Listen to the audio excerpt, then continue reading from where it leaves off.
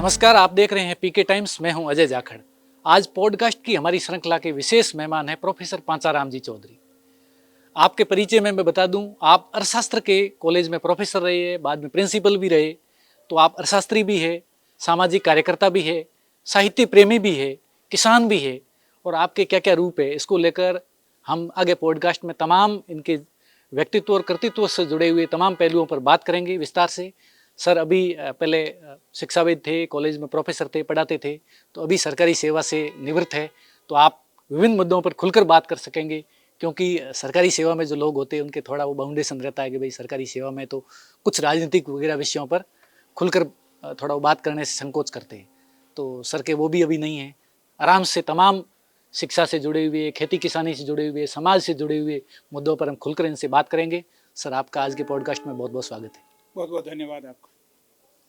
तो अभी आप सेवानिवृत्त जिंदगी जी रही है, तो भी आपने दोनों लाइफ जी है। पहले तो शिक्षा के अंदर आपने बहुत लंबा समय बिताया और कॉलेज के अंदर अध्यापन का कार्य किया, और अभी काफ़ी समय से आप सेवानिवृत्त जिंदगी भी जी रहे हैं।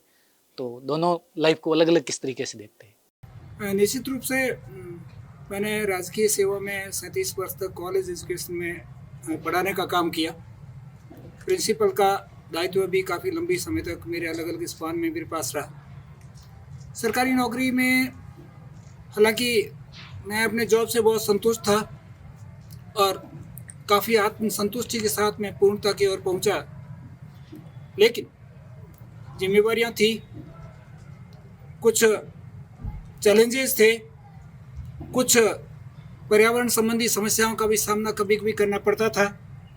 और ख़ास करके जब कॉलेज एजुकेशन में कोई टीचर एडमिनिस्ट्रेटिव पोस्ट पर होता है, तो निश्चित रूप से आजकल हायर एजुकेशन में टीचिंग लर्निंग के साथ साथ दूसरी एक्टिविटी भी काफ़ी ज़्यादा बढ़ गई है। कुछ बाह्य घटक भी कॉलेज के कैंपस को प्रभावित करने की कोशिश करते हैं। उन परिस्थितियों में कभी कभी थोड़ा तनाव भी झेलना पड़ता था, कुछ हार्ड डिसीजन भी करने पड़ते थे, कुछ अवस्थाओं में कुछ कटु भी कहना पड़ता था और कुछ रिगरस डिसीजंस भी लेने पड़ते थे। किंतु सेवानिवृत्ति के बाद मैं बहुत ही आराम से मेरे परिवार के साथ आत्मसंतुष्टि से ब्लिसफुल लाइफ जी रहा हूँ, मेरे जीवन का आनंद ले रहा हूँ। कारण उसका ये है, मेरे 3 बच्चे हैं, तीनों बच्चे अपने अपने क्षेत्र में अपना जीविकोपार्जन कर रहे हैं। तीनों ही अपने अपने फील्ड के अच्छे जानकार और मास्टरपीस है। सक्सेसफुल बिजनेसमैन है एक लड़का, और एक बच्ची और बच्चा सरकारी नौकरी में है। मेरे पर किसी प्रकार का परिवार का आर्थिक दायित्व या दूसरा किसी प्रकार का भार या जिम्मेवारी नहीं है। हाँ, इतना ज़रूर है, मेरे परिवार में मेरे माता पिता के जाने के बाद मैं सबसे बड़ा भाई हूँ, तो मेरे भाइयों का और बहनों का जिम्मेवारी अभी भी जहाँ ज़रूरत पड़ती है सामाजिक मंचों पर, तो वहाँ मैं निर्वहन करने की कोशिश करता हूँ। और अब मैं अपने आप में काफ़ी आत्मसंतुष्टि के साथ अपने स्वतंत्र मन के अनुसार जीवन जी रहा हूँ और मैं बहुत ही आनंद की अनुभूति कर रहा हूँ। तो सर आप राजस्थानी साहित्य के भी बहुत अच्छे जानकार हैं, और आप भाषाओं की बात करें तो आप जो भी जानने वाले सर को है वो जानते होंगे कि आप अक्सर इनको इंग्लिश बोलते हुए फर्राटेदार धारा प्रवाह इंग्लिश, जो बाड़मेर में यहाँ बोलने का प्रचलन थोड़ा कम है, और कई लोग इनको ईगो से भी जोड़ लेते हैं कि जो इंग्लिश ज़्यादा बोलते हैं तो ये ईगोइस्ट है। आपको भी ऐसी शिकायतें मिली होगी, मैं भी सुनता हूँ। तो आप अंग्रेजी बहुत अच्छी बोलते हैं, हिंदी की तो है ही, लेकिन राजस्थानी साहित्य से भी आपका विशेष प्रेम और लगाव है। तो हम इन तमाम मुद्दों पर बात करेंगे। सर आपके जीवन से ही मैं शुरुआत करता हूँ। एक बार मैं भी आपका स्टूडेंट रहा हूँ, तो हालांकि मेरा अर्थशास्त्र विषय नहीं रहा है, लेकिन CGC और BPO की क्लासेज में मुझे आपका सानिध्य मिला था। तो एक बात आप अक्सर मजाक में भी कभी कभी कहते थे कि गांव में जो नाम पड़े, मेरा नाम चौथा राम, मतलब चौथे नंबर पे, पांचाराम, पांचवें, ये नाम के नाम रखने के पीछे क्या? देखो, मेरा जन्म ग्रामीण पृष्ठभूमि में एक किसान परिवार में हुआ, और उस समय जो नामकरण का जो सिस्टम था, बच्चे के जन्म के बाद जब उसका नामकरण संस्कार का एक आयोजन हुआ करता था, सूरज पूजना जिसको बोलते हैं, तो हमारे गांव में जो शास्त्रों के जानकार ब्राह्मण लोग थे, पंडित जी, वो आते थे और बच्चे के माँ और बाप उनसे पूछते थे कि बच्चे का नाम नक्षत्र के हिसाब से, जन्म के लगन और घड़ी के हिसाब से, कुंडली के हिसाब से क्या पड़ता है। तो वो लोग सामान्यतः गाँव में जो नाम प्रचलित थे धूड़ाराम, खेताराम, धर्माराम, पेमाराम, पांचाराम, चौथाराम, अर्जुन राम और कईयों के ढगलाराम जैसे भी रखते थे। मैं उस कड़ी का अपवाद नहीं हूँ और मेरे परिवार में मैं पहला व्यक्ति हूँ जो पढ़ा लिखा हूँ, शिक्षित हूँ। और उससे पहले मेरे माता पिता भी अनपढ़ थे और परिवार में कोई पढ़ा लिखा था नहीं। उस समय की जो परंपराएं थी, पंडित जी का इसका नाम पांचाराम आया है नक्षत्र के हिसाब से, माँ बाप ने खुशी से मेरा नाम पांचाराम रख लिया। अब इसी कड़ी में जब मैं 10वीं का फॉर्म भर रहा था तो एक हमारे गुरुजी थे रामदयाल जी सर, उन्होंने कहा पांचाराम तेरा नाम ये ठीक नहीं है, 10वीं का फॉर्म तो भर रहा, तेरा ओपन में भर दे और प्राइवेट कर ले 10वीं, और अच्छा सा नाम रख ले, कोई परमेश्वर लाल या रामेश्वर लाल इस प्रकार। तो पता नहीं भगवान ने मुझे ये मैसेज दिया कि 5 तत्वों से बने हुए इस शरीर का ये पांचाराम नाम ही ठीक है और गुरुजी मैं तो यही रखूँगा, ऐसे कोई आगे चलाऊँगा। मेरे माँ और बाप ने ये स्वीकार किया है, मेरे अभिभावकों की स्वीकृति को मैं मना नहीं कर सकता, यदि मेरा नाम तो पांचाराम ही ठीक है। और मैंने 10वीं का फॉर्म पांचाराम के नाम से भर दिया और अभी भी कहीं भी नाम को लेकर के मेरे जीवन में या मेरे मन में कोई कुंठा नहीं है कि मेरा नाम काफ़ी ग्रामीण पृष्ठभूमि का और थोड़ा सा मोड टच का नहीं है, फिर भी मैं अपने आप को पांचाराम चौधरी बताता हूँ, कभी भी PR चौधरी भी नहीं करता। सर आप बिल्कुल ग्रामीण पृष्ठभूमि से निकले। आपने जैसा बताया कि परिवार में आप पहले उच्च शिक्षित है और माता पिता तो उस समय की परिस्थितियां शिक्षा को लेकर कैसी थी उस पर भी आप आगे प्रकाश डालेंगे।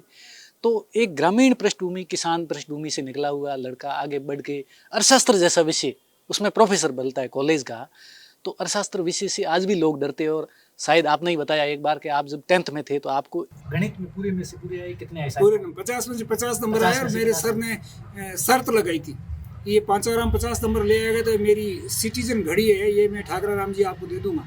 और राम जी मुझे ने मेरे को कहा था कि तेरे को 50 नंबर गणित में लाने हैं। और हुआ क्या, इस पांचाराम ने डंडिया और माथुर की गणित की किताब चलती थी, उसकी शुरुआत प्रस्तावना से लेकर के अंतिम तक संदर्भ सूची तक सारा का सारा पांचाराम ने पढ़ के याद कर लिया था। और गणित में जितने पेपर में सवाल आए सारे सारे सही किए, रिजल्ट आने पर मेरे 50 में से 50 आए। तो सर आप मैथ में आपने उस टाइम में शिक्षा की स्थिति क्या थी, बहुत जागरूकता भी नहीं थी, सरकारी शायद कॉलेज, वो आपकी पृष्ठभूमि के बारे में आप बताएंगे कि आपकी एजुकेशन कहाँ से कैसे हुई, लेकिन गणित में पूरे में से पूरे नंबर लाना, अर्थशास्त्र जैसा आगे विषय सुनना और अंग्रेजी जैसी भाषा जिसको लेकर लोग काफ़ी डरते हैं या तनाव महसूस करते हैं, कोई बोलता है तो इसमें इतनी पारंगतता हासिल करना, ये सब कैसे हुआ था? देखो साहब, इन तमाम चीज़ों में बहुत सारी परिस्थितियों का और बहुत सारे घटकों का योगदान। मैं सबसे पहले तो मेरी उम्र जब 7 साल थी तब मेरे को पहली बार स्कूल में प्रवेश दिया गया। तो मैं मेरे साथ पढ़ने वाले लड़के और लड़कियों से 1 वर्ष उम्र में ज़्यादा था, तो मेरा रिलेटिव IQ है वो उनकी तुलना में ज़्यादा था। दूसरी बात, जब मैं पहली क्लास में भर्ती हुआ, पहली में उत्तीर्ण हुआ तो मेरे गुरुजी थे जगरूपराम जी बिश्नोई, उन्होंने कहा तू 60 दिन गर्मियों की छुट्टियों में रेगुलर स्कूल आया कर, मैं तेरे को तीसरी के स्टैंडर्ड का पूरा दूसरी पास के स्टैंडर्ड का पूरा करवा दूंगा और जुलाई में तू तीसरी के स्टैंडर्ड का हो जाएगा। उस समय मुझे पता नहीं कोई ऐसा सिस्टम था क्या था, मैं 60 दिन तक लगातार इस तमन्ना के साथ, इस इच्छा के साथ गया कि मैं जो है 1 क्लास और आगे हो जाऊंगा। 60 दिन तक लगातार मैं स्कूल में गया और उन गुरुजी ने मुझे बाकायदा पढ़ाया गर्मियों की छुट्टियों में, कोई ट्यूशन नहीं, कोई पैसा नहीं। कभी उन्होंने ये भी नहीं कहा कि आज जो है चाय का कप भी मैं तेरा पीऊँगा, कभी मेरे से उम्मीद नहीं रखी। और ज्यों ही जुलाई में स्कूल खुली तो इस पांचाराम को तीसरी कक्षा में प्रवेश दे दिया गया। तीसरी में फर्स्ट टेस्ट आया, मुझे याद है, मोती ने पुष्कर के मेले से एक बैल 350 रुपये में खरीदा और 400 रुपये में बेच दिया, उसका लाभ का प्रतिशत कितना है? ये सवाल आज भी मेरी आंखों के सामने घूम रहा है। और ये सवाल मैंने तीसरी के प्रथम टेस्ट में गलत किया, मैं सही नहीं कर पाया क्योंकि प्रतिशत मुझे आता नहीं था। उस दिन से मैंने गिन के गांठ बांध ली कि कुछ भी हो अपने को गणित में तो पारंगतता करनी है। और उसके बाद में मैं मेरा विशेष रूप से गणित में रुचि डेवलप की। और गणित में मुझे सबसे अच्छा सुकून ये मिला कि गणित में एक बार कोई भी चीज़ सीखने के बाद आदमी जिंदगी भर नहीं भूलता है, बार बार उसको पुनरावृत्ति करने की, दोहराने की ज़रूरत नहीं रहती है। लॉजिकली एक बार दिमाग में सेट हो जाता है तो भगवान ने पता नहीं दिमाग किस रूप में बनाया है, गणित की चीज़ें सदा सदा के लिए परमानेंट रहती है। तो आप सर ये भी जानते हैं, इसलिए गणित मेरा अच्छा हो गया और उस दिन से मेरी रुचि गणित में पैदा हो गई। ग्रामीण क्षेत्र के जो सरकारी विद्यालय में पढ़ने वाले स्टूडेंट होते हैं वो ज़्यादातर गणित और अंग्रेजी जैसे सब्जेक्ट से ही डरते हैं। इसके पीछे क्या, जैसे और साइंस मान लिया जाए, महत्वपूर्ण सब्जेक्ट यही है, इन्हीं से सबसे ज़्यादा उनको डर लगता है। समानता ये धारणा घूम रही है स्कूल्स में, आपका कथन सही है कि गणित और अंग्रेजी हार्ड है, और जब हमारी किसी भी चीज़ के प्रति पूर्वाग्रह या पहले से धारणा बन जाती है कि ये कठिन है, तो वो हमारे को कठिन ही लगती है, निश्चित रूप से कठिन लगती है। लेकिन मैं नहीं समझता कि गणित और अंग्रेजी कोई हार्ड सब्जेक्ट है। ये दोनों जितना हम लेबर करते हैं उससे ज़्यादा रिम्यूनरेशन या रिवार्ड हमको देने वाले सब्जेक्ट है। लेकिन अंग्रेजी जहाँ तक पढ़ने और पढ़ाने का सवाल है, सरकारी स्कूल्स में हमने भी उसी तरीके से पढ़ी थी, किंतु अभी भी मैं देख रहा हूँ अंग्रेजी का जो मेथड ऑफ टीचिंग है that is not proper there. Schools में ट्रांसलेशन मेथड से पढ़ाया जाता है, अंग्रेजी के वाक्य का हिंदी में रूपांतरण करके बच्चों को सुना दिया जाता है। इसको पढ़ाना नहीं कहते, इसको अनुवाद करना कहते हैं। अनुवाद से आदमी समझता नहीं है, आदमी समझता है उसकी समस्त सूचनाओं को इंटरप्रिटेशन को, उनके निहितार्थ को और उनके अनुप्रयोग को जब उस विद्यार्थी के मस्तिष्क तक हम पहुंचा देते हैं तो उसके समझ में आती है, उससे पहले उसके समझ में कभी भी नहीं आती है। लेकिन हमारे यहाँ अनुवाद विधि से पढ़ाया जा रहा है, और हमारा स्टूडेंट क्या करता है, हिंदी में वाक्य सोचता है, उसके बाद में उसमें अंग्रेजी में अनुवाद करता है और उसके बाद बोलता है। इसलिए आपने देखा होगा ज़्यादातर हमारे स्टूडेंट जो है किस्तों में बोलते हैं, they speak in pauses. That is not the correct way of the speaking the English. English एक रिदम के साथ, एक फ्लो के साथ, फ्लुएंसी के साथ बोली जानी चाहिए, तभी वो अच्छी लगती है। लेकिन इस ट्रांसलेशन मेथड और किताब देख करके उसका अनुवाद करके बच्चों को पढ़ाने का जो टीचर्स का तरीका है, उसकी वजह से बच्चे के दिमाग तक अंग्रेजी पहुंच नहीं पाती है। फिर कुछ मेरे भाइयों ने ये अंग्रेजी अंग्रेज़ों की भाषा है, मैं यूँ मानता हूँ कि भाषा विचारों के संप्रेषण का माध्यम है, न अंग्रेज़ों की है, न हिंदुस्तानियों की है, न पाकिस्तानियों की है, न बांग्लादेशियों की है। जैसे रोने की भाषा सबकी एक है, हंसने की भाषा सबकी एक है कि नहीं है? तो इसी तरह से भाषा अपने आप में किसी भी एक्ट की अभिव्यक्ति का माध्यम है। इसलिए मैं जहाँ भी स्कूल्स में जाता हूँ, कॉलेजेस में जाता हूँ, बच्चे और बच्चियों को यही कहता हूँ, पहले अपने दिमाग से अंग्रेजी का डर निकाल दो, और जिस दिन तुम अंग्रेजी का डर निकाल दोगे ना, उसके बाद अंग्रेजी अपने आप आसान हो जाएगी, अंग्रेजी हार्ड रहेगी ही नहीं। तो हमने तो ये प्रयोग किया। और जहाँ तक अंग्रेजी का सवाल है, मेरे से सीनियर लोग, मेरे एक अंकल के लड़के थे पुरखाराम जी, एक मेरे मामे के लड़के थे कान्हाराम जी, उन्होंने जब मैं चौथी में पढ़ता था उस समय से अंग्रेजी के अल्फ़ाबेट्स और छोटे छोटे वर्ड्स मुझे लिख करके 5-5 वर्ड्स का ऑब्जेक्ट वो देते थे, और मैं खुशी से 5-5 याद कर लेता था। छठी में जब अंग्रेजी आई तो मैं काफ़ी एट होम था, काफ़ी अच्छी स्थिति में था अंग्रेजी में, और फिर इसमें रुझान डेवलप हो गया। और अंग्रेजी का मैं तो ये मानता हूँ कि consonants and vowels, place of articulation and manners of articulation, जिस आदमी ने पकड़ लिया अंग्रेजी, उसके सीखने में कोई तकलीफ नहीं है, उसके बोलने में भी कोई तकलीफ नहीं है। बस ये 4 पॉइंट ये इसके चारों, कंसोनेंट्स कौन कौन से हैं, वोवल्स कौन कौन से हैं, प्लेस ऑफ आर्टिकुलेशन क्या है, मैनर्स ऑफ आर्टिकुलेशन क्या है, पर्टिकुलर साउंड का, वो आप पकड़ लीजिए। उसके बाद में किसी तरह की त्रुटि आपकी ना तो बोलने में होगी ना लिखने में होगी। इसके साथ साथ एक बात मैं और जोड़ना चाहता हूँ, हमारा बच्चा चाहे सरकारी स्कूल में हो चाहे प्राइवेट स्कूल में हो, जब वो अंग्रेजी पढ़ता है तो वो चित्रात्मक लिपि में लिखने की कोशिश करता है। चित्रात्मक लिपि का मतलब बोर्ड पे CAMEL केमल लिखा हुआ है, तो सबसे पहले C देख के कॉपी में C लिखेगा, उसके बाद A देख के उसके पास में A लिखेगा, उसके बाद M देखेगा और M लिखेगा, फिर E देखेगा और E लिखेगा, उसके बाद L देख करके और L लिखेगा। उसने CAMEL में 5 ट्रिप किए तब जाकर के उसका केमल पूरा हुआ। मैं कह रहा हूँ 1 बार पढ़ लो, 2 बार पढ़ लो, 3 बार पढ़ लो CAMEL केमल, लेकिन लिखो तब CAMEL केमल लगातार, समझ में आ जाएगा, भूलोगे ही नहीं।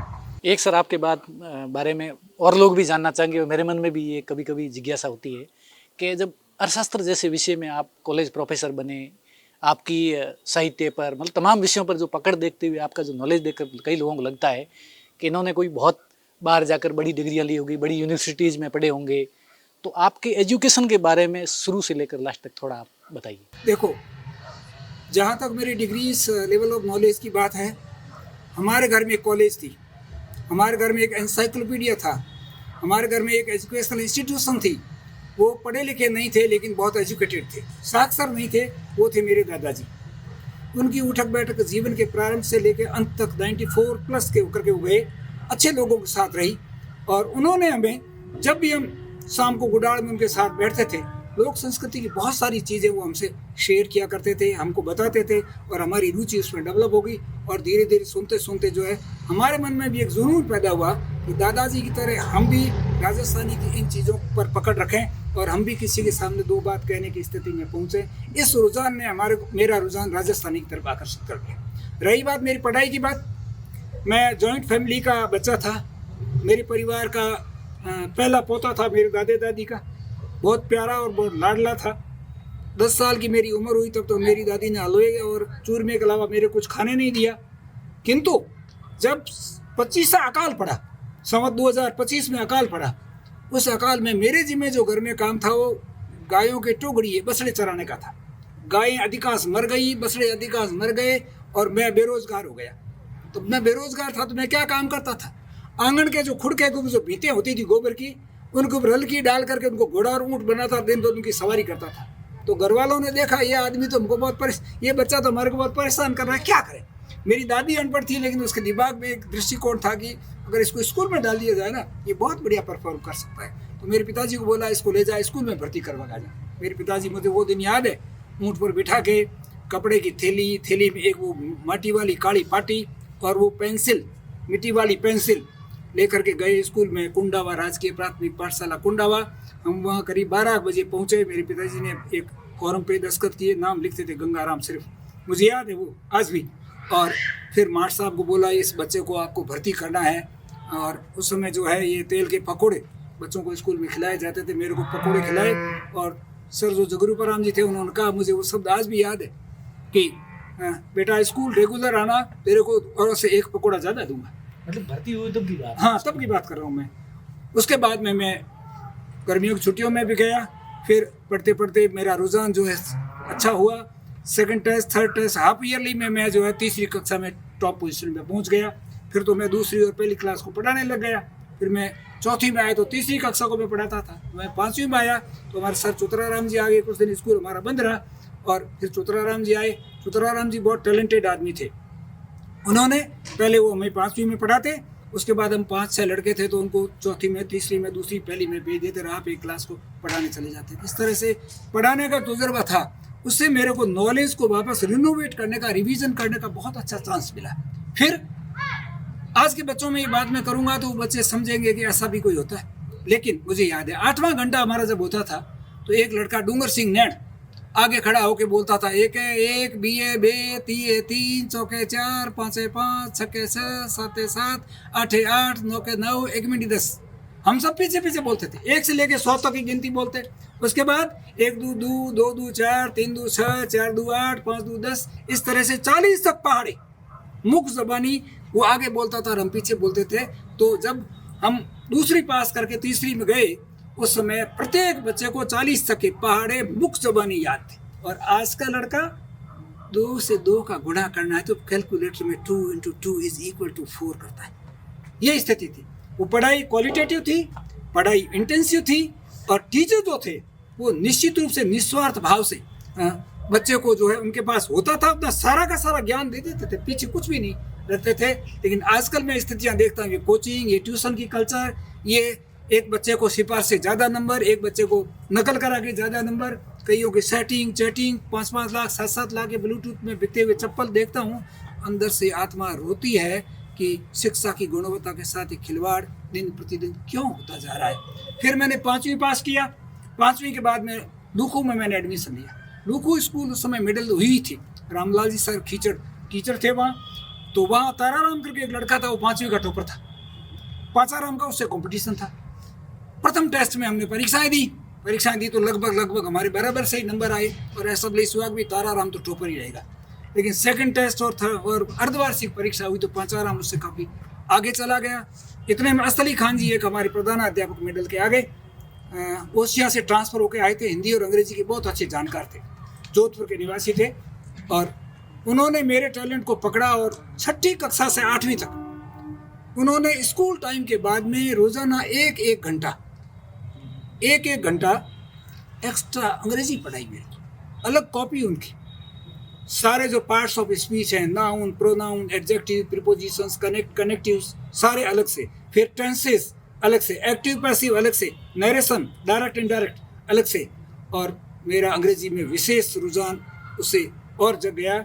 और बस एक बात आपको इस स्टेज पे बताना ज़रूरी समझता हूँ, जब मैं 8वीं में पढ़ता था तो हमारे पूरे स्टाफ के सैलरी बिल मैं बनाता था, और सैलरी बिल पूरा पूरा अंग्रेजी में होता था उस टाइम। और मैं इंडियन एक्सप्रेस पढ़ने की स्थिति में था।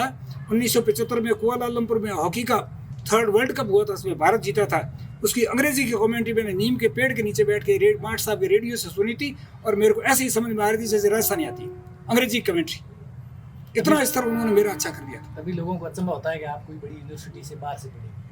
हाँ, नहीं, बाहर और अंदर की बात नहीं है, इस पार का आदमी के अंदर का काम आता है। हम जिनको बाहर ढूंढने की कोशिश करते हैं वो हमारे अंदर ही है, बस जगाने की आवश्यकता है। फिर मैं जो है वहाँ से मेरी एजुकेशन की कहानी बताऊँ तो मैंने 9th में दोरीमना में एडमिशन लिया। 9th और 10th सेकेंडरी स्कूल दोरीमना से किया। 10th में आर्ट्स में history, economics, political science subject थे मेरे अफसल, और 75% मार्क्स आए आर्ट्स में। तो पूरे क्षेत्र में एक ताजुब हुआ कि आर्ट्स में 75% अंक, ये असाइनमेंट सेशनल आजकल तो ये नहीं होता। प्राइवेट स्कूल में कॉलेज में परसेंटेज बढ़ते भी बहुत, उस टाइम परसेंटेज बढ़ना भी बहुत बड़ी बहुत मुश्किल था। मैं जब रिजल्ट आया था 30,065 मेरा रोल नंबर था, अभी भी याद है। मैं अखबार देखने गया था दूसरे दिन दोरीमना, तो मैं डरते डरते पहले मैं 3rd डिवीजन में देखा, फिर 1st डिवीजन, 2nd में देखा, फिर 1st में मेरा रोल नंबर मिला, तो मैं बहुत खुश हुआ। और बाड़मेर आया तो मेरी आंटी यहाँ रहती थी, मेरी मम्मी भी उस समय बाड़मेर आई हुई थी किसी शादी में। तो पड़ोस की जाटाबाज की सारी महिलाओं ने कहा कि आंटी जी आपका बेटा 1st डिवीजन पास हुआ, मिठाई खिलाओ हमारे। और मैं मेसू लेकर आया था 1 किलो सुभाष चौक से, मुझे आज भी याद है। और उस दिन से मैंने ये सोच लिया या स्थापित हो गया कि मैं कर सकता हूँ, आई कैन डू। और फिर हायर सेकेंडरी मैंने बाड़मेर से की, 71% मार्क्स है मेरा। फिर BA मैंने गवर्नमेंट कॉलेज बाड़मेर से की, 1st डिवीजन 65% मार्क्स है। फिर मैंने MA राजस्थान विश्वविद्यालय जयपुर से 1984 में की, 74% के साथ प्रवेश किया। फाइनल में थोड़ा सा डाउन हो गया, एग्रीगेट 66 रहा, और मैं डिपार्टमेंट का टॉपर था 84 का। और जो ही मेरा रिजल्ट आया 2 महीने के बाद में मेरे को टेम्परेरी लेक्चर का अपॉइंटमेंट मिल गया नसीराबाद कॉलेज में, इकोनॉमिक्स पढ़ाना चाहता। सीधी कॉलेज प्रोफेसर? हाँ, टेम्परेरी रहा 2 साल। उसके बाद में 85 में वैकेंसी निकली, 86 में मेरा रिजल्ट आया, और लेक्चरर्स राजस्थान में 2nd पोजीशन से मैं सेलेक्ट हो गया। गवर्नमेंट कॉलेज बाड़मेर में आकर के मैंने ज्वाइन कर लिया 11 जुलाई 1986। तो सर अर्थशास्त्र में MA करने का और प्रोफेसर बनने का ये एक उमरदान जी देवल साहब आए थे, ओसिया के हमारे टीचर थे, बहुत बढ़िया पढ़ाते थे। उन्होंने मेरे से कहा, जोधपुर में भंवर सिंह जी चौधरी इकोनॉमिक्स के प्रोफेसर थे, जिनके वो स्टूडेंट रहे हुए थे। तो भंवर सिंह जी के नोट्स उन्होंने मेरे को BA के दिए ला करके। मैंने उन नोट्स को इंग्लिश मीडियम में पढ़ा, तो मुझे लगा कि इकोनॉमिक्स, रियल इकोनॉमिक्स तो ये है। हमारे पास में जो ओजा और दूसरी जो किताबें आती है ना, उनमें तो इससे कम स्तर का चीज़ है। फिर मैंने कहा सर, मैं तो इकोनॉमिक्स में मेरे डिस्टिंक्शन मार्क्स थे, हायर सेकेंडरी में भी और BA में भी मेरे बहुत अच्छे मार्क्स थे। तो मैंने कहा मुझे कहाँ पढ़ना चाहिए? तो उमरदान जी ने कहा तेरे को जोधपुर में उतरना ही नहीं है, जोधपुर यूनिवर्सिटी का जो स्टैंडर्ड और जो तरीका है वो गलत है, इतना अच्छा नहीं है, वहाँ सिफारिशें चलती है, तुम सीधे जयपुर जाओ, राजस्थान विश्वविद्यालय में एडमिशन ले। क्योंकि मेरा मेरिट अच्छा था, मैंने अप्लाई किया और मेरा वहाँ एडमिशन हो गया। मैं राष्ट्रपति स्काउट था, तो नेशनल अवार्डी को हॉस्टल्स में भी आउट ऑफ टर्न एडमिशन मिलता है। अम्बेडकर हॉस्टल जिसमें 60 सीटें थी, 20 आर्ट्स की थी, 40 साइंस की थी, तो मेरे को अम्बेडकर हॉस्टल में एडमिशन भी मिल गया। और वहाँ जाने के बाद जब मैंने देखा कि अलग अलग राजस्थान के अलग अलग क्षेत्रों से जो बच्चे और बच्चियाँ मेरे साथ पढ़ते थे, उनके एकेडमिक रिकॉर्ड्स और कहाँ से पढ़ गए हैं, कोई सैनिक स्कूल से आया है, कॉन्वेंट स्कूल से आया है, कोई प्राइवेट स्कूल से आया है, कोई सेंट जेवियर से आया है, कोई सेंट स्टीफन से आया है। तो उनका कॉम्पिटिशन करने के लिए 18 घंटे सेंट्रल लाइब्रेरी जयपुर में मैंने बैठना चालू कर दिया। एक एटलस की साइकिल, पांचाराम और किताबें और नोट्स। और फिर जो है ऐसा जुनून पैदा हुआ कि मुझे इस डिपार्टमेंट को टॉप करके दिखाना है। तो सर आपकी जो जॉब है वो कहाँ से शुरू हुई और कहाँ आपने नौकरी की? मेरा जॉब, मेरा सबसे पहले 5 सितंबर 1984 का गवर्नमेंट कॉलेज नसीराबाद में ज्वाइनिंग है। नसीराबाद से मेरा ट्रांसफ़र हो गया गवर्नमेंट कॉलेज देवली टोंक में। तो 84-85 एक सत्र में मैं 2 कॉलेज में रहा। उसके बाद में जो ही नए सत्र में कॉलेज खुली तो मेरा ट्रांसफ़र MSA कॉलेज भरतपुर, जो गवर्नमेंट का कॉलेज है, उसमें ट्रांसफ़र हो गया। मैं 1 साल भरतपुर रहा और भरतपुर रहते हुए मैंने RPSC का लेक्चर का एग्ज़ाम दिया, स्क्रीनिंग टेस्ट क्वालिफाई किया और फिर इंटरव्यू के आधार पर मेरा सिलेक्शन हुआ। और जुलाई 86 में मैं बाड़मेर पोस्टेड हो गया। बाड़मेर पोस्टेड होने के बाद शुरू में मैं आया था तो थोड़ा अंग्रेजी का मेरा टेस्ट ज़्यादा था। PG college? हाँ, PG college Barmer. Political science में यहाँ PG थी, बाकी कोई सब्जेक्ट में PG नहीं, अकाउंटेंसी में PG, 2 सब्जेक्ट में PG थी। मैं आया तो मेरा थोड़ा इंग्लिश स्पोकन का टेस्ट था, तो शुरू में बच्चों ने क्लास में गया तो ये अंग्रेजी में पढ़ाते हैं, हमारे को सूट नहीं होता, समझ में नहीं आता, ये कठिनाई ज़रूर आई। लेकिन उसके बाद में मैंने बच्चों का अनुकूलन विकसित कर लिया और काफ़ी वर्षों तक यहाँ पढ़ाया। उसके बाद 1 साल के लिए मैं वापस रिसर्च के लिए राजस्थान विश्वविद्यालय जयपुर चला गया और फिर मेरा ट्रांसफ़र 2001 में हो गया जालोर, गवर्नमेंट कॉलेज जालोर। मेरी इच्छा के विरुद्ध राजनीतिक कारणों से मैंने भी राजनीतिक स्तंभ के सहारे उस ट्रांसफ़र को निरस्त करवाया और उसके बाद वापस मैंने बाड़मेर कॉलेज में ज्वाइन कर लिया। उसके बाद मैं 2 साल 6 महीने बालोतरा, एक बार गर्ल्स बालोतरा में, एक MBR बालोतरा में डेपुटेशन पे रहा, वहाँ इकोनॉमिक्स पढ़ाया मैंने और उसके बाद में फिर बाड़मेर कॉलेज में कंटिन्यू रहा। और मेरी नौकरी पूर्ण होने से 20 महीने पहले ये भी पॉलिटिकली मेरे को यहाँ से डिस्प्लेस करके और गोड़ा मालानी कॉलेज में लगा दिया गया। 20 महीने मैंने गोड़ा मालानी कॉलेज में नौकरी की और 31 मई 2021 को 60 वर्ष की आयु प्राप्त करने पर मैं राजकीय सेवा से सेवानिवृत्त हो गया और राजकीय दायित्वों से मुक्त हो गया। सर, अभी आपने बीच में लगातार एक चीज़ पर टारगेट किया कि नकलची वगैरह ये सब चीज़ें नहीं होनी चाहिए। जब आप गवर्नमेंट PG कॉलेज में थे, जहाँ तक के अनुभव मुझे याद है, आपके सख्त अनुशासन को देखते हुए कई छात्र नेता टाइप के लोग हैं वो आपसे बहुत खफा रहते थे और ये जब इस अनुशासन को लेकर लोग आपको लेकर विवाद भी होते रहे, तो ऐसे कोई अनुभव या इसका कोई विशेष कारण? निश्चित रूप से इसका कारण ये सर, मैकियावेली नाम का एक पॉलिटिक्स साइंस में थिंकर हुआ है, उसने प्रिंस किताब लिखी, पढ़ी होगी आपने। उसमें लिखा है एक sentence, man is selfish by nature, आदमी कुदरत से ही स्वार्थी होता है। जिन जिन विद्यार्थियों के विद्यार्थी नेताओं के स्वार्थ मेरे से प्रत्यक्ष टकराए, निश्चित रूप से वो मेरे से नाराज चल रहे थे, कुछ अभी भी चल रहे। छात्र नेताओं से आपका ही टकराव ज़्यादा, बाकी सब टीचर से उनका बहुत अच्छा। मैं अन्य के बारे में टिप्पणी करने की क्षमता नहीं रखता। मैं नहीं कहता कि मैं ज़्यादा सक्षम था, दूसरे कहीं असक्षम थे, लेकिन मेरा मैं बता सकता हूँ, मैं स्पष्टवादी, हर बात साफ साफ मुंह पर खुली कहने वाला और ईश्वर के अलावा, मेरे माता पिता और गुरुजनों के अलावा किसी से डरने वाला व्यक्ति नहीं रहा हूँ। तो जब भी छात्र नेताओं ने मुझे दबाव में लेके काम करवाने की या करने की कोशिश की, मैंने उन सब का डट करके मेरी पूरी कॉलेज की टीम के साथ, जिसमें अखाराम का मैं आज भी नाम लूँगा और एक एपिसोड भी आपको बताऊँगा, मुकाबला किया और अल्टीमेटली लोगों के मंतव्य जब बोनाफाइड नहीं होते हैं तो वो थोड़े समय के बाद हार जाते हैं, कई कॉम्प्रोमाइज़ कर लेते हैं, कई मैदान छोड़ के भाग जाते हैं और जो भाग गए वो अभी भी असंतुष्ट है और मौका लगता है तो अभी भी अपनी छींटाकशी अपना काम निकालते रहते हैं। लेकिन मैं ये समझता हूँ कि वो सब मेरा मंजन कर रहे हैं, परिमार्जन कर रहे हैं, मेरा सुधार कर रहे हैं। मेरी आलोचना करने वाले व्यक्ति मेरे को सबसे अधिक प्रिय लगते हैं। क्यों? कमियां वही बताएगा जो आपका आलोचक होगा, प्रशंसक कभी आपकी कमी नहीं बताएगा और कमी बताए बिना दूर नहीं की जा सकती। इसलिए मैं ये चाहता हूँ मेरे जो आलोचक सैद्धांतिक रूप से हैं या अपने निजी कारणों से हैं, उन सब की भगवान हजारी उम्र करे और वो मेरी आलोचनाएं करते रहें ताकि मैं लोगों की नज़रों में डिस्कशन का बिंदु बनता रहूँ, मैं मेरे आप खुद में परिमार्जन करता रहूँ। एक वाक़या जो हुआ कॉलेज में, मैं प्रिंसिपल का चार्ज मेरे पास था 2014 की बात। अखाराम चौकीदार था।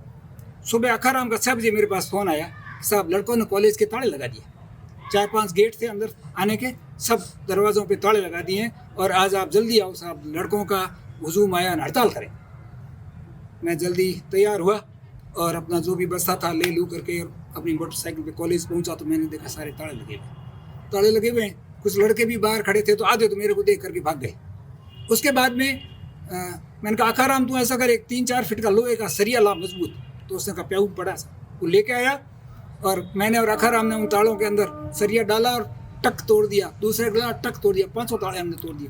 तोड़ के कॉलेज के गेट खोल दिए और मैंने कहा भाई जिस किसी भी हड़ताल करनी है या कोई भी ज्ञापन देना है आ जाओ, मैं आपसे लेने के लिए तैयार हूँ, आपको सुनने के लिए तैयार हूँ। उसके बाद में काफ़ी वो टेंस भी हुआ। SDO भी आया तो SDO ने मेरे को कहा सर आप, SDO ने लाके लड़कों से बात की तो उन्होंने कहा पांचाराम जी अगर कहे तो उठ जाएँ। मेरे को कहा आपका दोनों उठने में क्या लगता है, उठ जाएंगे। मैंने कहा नो, पांचाराम कहेगा वो करेगा और करेगा वो कहेगा। मैं जो काम नहीं कर सकता, मैं कोई लेक्चर की पोस्टिंग करने की कैपेसिटी नहीं रखता, कमिश्नर हायर एजुकेशन करता उस काम को, तो मैं कैसे कमिट करूँ कि आपके लेक्चर में ले आऊँगा। तो क्या आपको गोटी देनी नहीं आती है। मैंने कहा कोई बात नहीं, मेरे को, मैं गोटी दे के ज़िंदगी में कभी गोली खिला के काम किया ही नहीं है, पांचाराम इंजेक्शन नहीं लगाता सीधा ही। और उसके बाद में थोड़ी देर के बाद लड़के भी उठ गए, आ गए, जो आए कर रहे थे वो जय भी करने लगे। और फिर लास्ट में एक लड़का, जिसका नाम मैं नहीं बताऊँगा, छात्र नेता था उस समय का, उभरता हुआ, उसने कहा साहब आपने हमारा जो है 750 का नुकसान कर दिया। तो मैंने कहा कैसे? तो कि हम ताले बाजार से मांग के लाए थे, 150 के ताले थे, आपने 500 तोड़ दिए, वो वापस नहीं देंगे, हमको 750 देने पड़ेंगे। उस कहानी और उस इवेंट ने मेरे जीवन में बहुत प्रभाव डाला कि अफसोस किया। मैंने कहा बच्चों का 750 का नुकसान हो, उनका ले जा, मेरे से पैसे ले जा तू। नहीं साहब आपसे तो पैसे ले जाना ठीक नहीं है, लेकिन हमारा नुकसान हो गया। तो सर ये जो कॉलेज टाइम में यूनिवर्सिटी में जो ये राजनीति होती है उससे पढ़ाई कितनी प्रभावित होती है, और कई छात्र नेता है वो खुद को सुर्खियों में लाने के लिए टीचर से उलझते हुए या विश्वविद्यालय या कॉलेज प्रशासन से वो टेबलें बजाते हुए भी दिखते हैं, तो ये एपिसोड भी काफी निश्चित रूप से ये एक इसमें 2 फैक्टर है, साइकोलॉजी और मूव मेंटलिटी। नेता जो बनना चाहता है वो भीड़ में अपने आप को सबसे ऊपर स्थापित करने की कोशिश करता, तरीका उसका कुछ भी, उसका झंडे उठाना है, नारेबाजी करना है, किसी से झगड़ा करना है, खुद को जेल जाने के लिए तैयार करना है, इस 151 में गिरफ्तारी देने के लिए इच्छुक भी होते हैं कई नेता, और बच्चों को ये बताते हैं कि हम तुम्हारे सच्चे हितैषी हैं। इससे एजुकेशनल इंस्टीट्यूशंस के कैंपस का माहौल खराब होता है। हालांकि निश्चित रूप से कुछ स्टूडेंट यूनियन के लीडर जो है आगे जाके पॉलिटिक्स में भी सक्सेस होते हैं। राजस्थान में भी ऐसे काफ़ी सारे उदाहरण हैं। जो राजस्थान विश्वविद्यालय के प्रेसिडेंट थे, मुझे ध्यान है, और बाद में जाके MP, मिनिस्टर, MLA बने और उन्होंने अपना पॉलिटिकल कैरियर बनाया। लेकिन मैं इस बात के कभी पक्ष में नहीं रहा कि कोई भी विद्यार्थी अध्यापन की लागत पर राजनीति करे और बच्चों को गुमराह करे, उनकी क्लासेस को डिस्टर्ब करे। मैं इसके पक्ष में कभी भी नहीं रहा। स्टूडेंट के वेलफेयर की बात कहीं भी आई, मैं गुड़ा मालानी के उदाहरण देता हूँ। मैं गुड़ा मालानी में ज्वाइन किया, स्टाफ नहीं था, हम तीन लेक्चर और एक में 4 थे। एक आदमी 2 सब्जेक्ट पढ़ाते थे। पांचाराम इंग्लिश और इकोनॉमिक्स पढ़ाता था। हिस्ट्री में जो सर थे वो हिस्ट्री और पॉलिटिकल साइंस पढ़ाते थे, और मुकेश जी जो संस्कृत में थे, संस्कृत और हिंदी पढ़ाते थे। काफ़ी सारे एक पर्टिकुलर विद्यार्थी संगठन के विद्यार्थी एकजुट होकर के नारे लगाते हुए आए और उन्होंने मेन गेट के ताला लगा दिया। मैं अंदर था, मैं बाहर आया, मैंने कहा भाई ताला किसने लगाया? तो हमने लगाया। तो मैंने कहा भाई ताला तुम खोल दीजिए, तुम्हारी क्या प्रॉब्लम है? तो ताला नहीं खोलेंगे, हमारी समस्या का समाधान होगा तब खोलेंगे। तो वही मैंने तरीका अपनाया। वो हमारे साथ एक जेठाराम लड़का रखा, तो मैंने कहा एक लगिया ला अंदर से। मेरे बाड़मेर कॉलेज में ऐसे खटके खूब किए हुए हैं, तो वो लगिया लेके आया। तब तो उन सोरों का साहब ताला हम खोल देंगे, हम आपसे बात करते करो। बैठ गए कॉलेज के बरामदे में। मैंने कहा भाई जिसके पास कॉलेज रेगुलर आई कार्ड है वो आ जाओ, इधर लाइन लगा दो। इनके पास आई कार्ड नहीं है वो इधर आ जाओ। तो 15 से लेके 16, 17 या 20 के लगभग लड़के लड़कियाँ रेगुलर थे, वो लेफ्ट में आगे, और बाकी के 100-125 से तो राइट साइड में आगे, जो सब आउटसाइडर थे। मैंने कहा बोलो भाई तुम्हारा? तो कि हम तो सब अमुक विद्यार्थी संगठन के नेता हैं। तो भाई नेताओं का कॉलेज में काम है, अगर तुम्हारे को पढ़ना है तो क्लास में बैठो, मैं पढ़ा दूंगा, कोई बात नहीं। तुम रेगुलर नहीं हो तो पढ़ा दूंगा, और ये मेरे बच्चे हैं, ये मेरी बच्चे हैं, इनकी हर समस्या का समाधान करना मेरा दायित्व है। अब आप क्या करोगे? तो वो तो पीछे मुड़ के अपने आप ही चले गए। उन्होंने कहा साहब हमारी सफाई नहीं होती, पानी की व्यवस्था नहीं। तो मैंने कहा मैं आपके 7 दिन में पूरे कैंपस में सफाई करवा दूंगा, और पानी कल आपको ठंडा पानी first class water cooler machine का मिलेगा, कोई दिक्कत तुम्हारी को होगी नहीं। तो उन्होंने प्रिंसिपल साहब की जय हो, हमारा प्रिंसिपल कैसा और पांचाराम जैसा नारा लगा दिए, और मैंने जो है एक आदमी को हायर किया, कॉलेज में पूरी सफाई करवा दी। और कॉलेज में सफाई करवाने के बाद जो है मैं पानी का मशीन एक लगवा दिया किसी के सहयोग से, और फिर जो है कॉलेज में क्लासें ठीक ठाक चली, और कोरोना नहीं आता था, हम गोड़ा वाला में और बढ़िया करते। सर जो आपने अपने आलोचकों की बात की, उन आलोचकों का ये भी कहना है कि पांचाराम जी है वो सख्त अनुशासन के कारण और ये ईमानदारी के कारण ये वो उनका कहना है ये दिखावा करते हैं, और वे कई बार मानवीय संवेदना होती है उसकी भी हद पार करते हैं।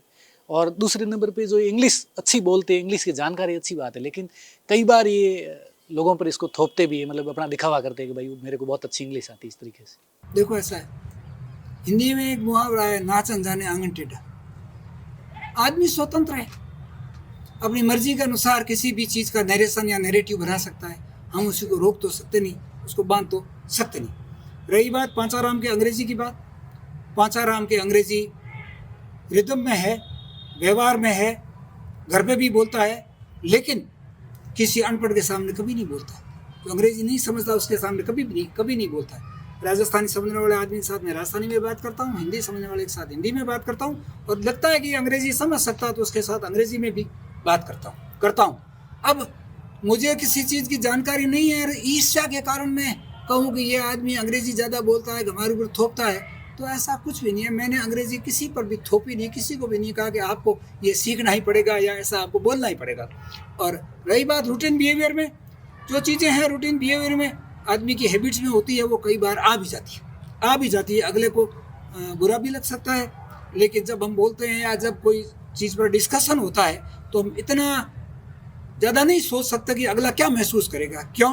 क्योंकि भावनाएं अलग चीज़ है। जहाँ लॉजिक ख़त्म होता है वहाँ इमोशंस चालू होता है, और आदमी इमोशनल होने के बाद में आदमी कुछ भी कर सकता है।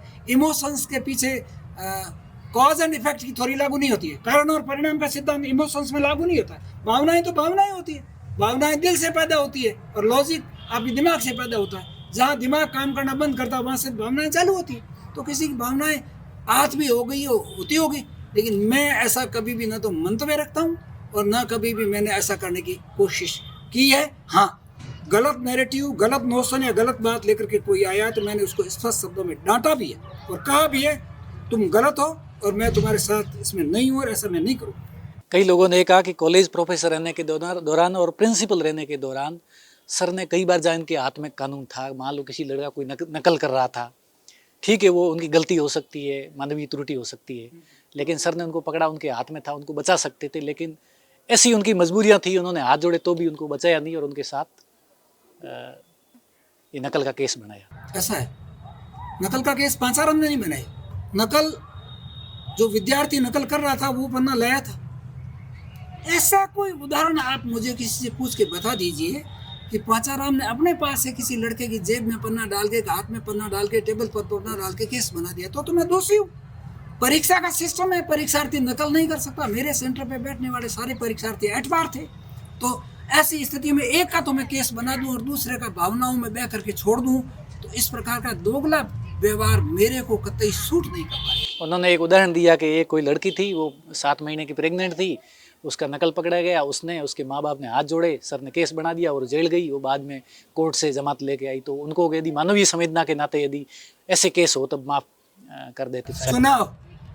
चुनाव और परीक्षा के नियम मैंने बहुत पढ़े हैं। 30 साल तक इलेक्शन की ट्रेनिंग देने का काम मैंने किया है। पंचायत राज चुनाव से लेकर MP चुनाव तक के काम मैंने किए हैं। परीक्षाओं में मैंने बड़ी से बड़ी परीक्षा RS तक की करवाई है और कॉलेज से एग्ज़ाम भी कराए हैं। मैंने कहीं भी नहीं लिखा हुआ देखा कि इस परिस्थिति में आप शुभ वेग से काम करें या भावनात्मक संवेदनाओं के साथ निर्णय लें। ऐसी युक्ति या अभिव्यक्ति मेरे सामने आज तक कभी आई नहीं। रही बात, जब आदमी के पास में जिम्मेवारी होती है, वो केंद्र अधीक्षक होता है, तो उस केंद्र पर बैठने वाले सारे परीक्षार्थी समकक्ष होते हैं। कोई गर्भवती है, कोई किसी बीमारी से ग्रसित है, कोई विकलांग है, या कोई हकलाता है, या कोई अल्बिनो है। तो ये कुदरत के द्वारा किए गए कारनामे या काम है जिनके लिए मैं कहीं दायी नहीं हूँ। मेरी नज़रों में सारे परीक्षार्थी एटपार है और प्रत्येक विद्यार्थी को परीक्षा के नियमों का अक्षरशः पालन करते हुए, परीक्षा की शुचिता को बनाए रखते हुए परीक्षा देनी चाहिए। और मैं इसी एंगल से, मेरे सामने चाहे बड़े से बड़ा कोई आ गया और नकल करता है तो उसका भी केस बनाया मैंने, और गरीब से गरीब था और नकल करने के लिए पन्ना लिया तो उसका भी बनाया है। अब तो एक लड़की की बात करें तो मैंने तो कई सारी लड़कियों और महिलाओं के केस बनाए जिनकी जमानत हाई कोर्ट में हुई है या महीना 1.5 महीना जेल में रही है। एक सर वो कोई केस है बहुत ज़्यादा चर्चित है, लोग उसको लेकर चर्चा भी करते कि पांचाराम जी उनको क्या बचाएंगे। पांचाराम जी ने अपने बेटे का भी ये केस बनाया, काफ़ी लोग इस पर चर्चा करते रहे, तो क्या मामला? ये मिथ्या धारणा। मेरे 2 भाई, एक अंकल का लड़का, एक मेरा सगा भाई खैराज राम और 2 मेरे बेटे, चारों ही मेरे विद्यार्थी रहे कॉलेज लाइफ के अंदर।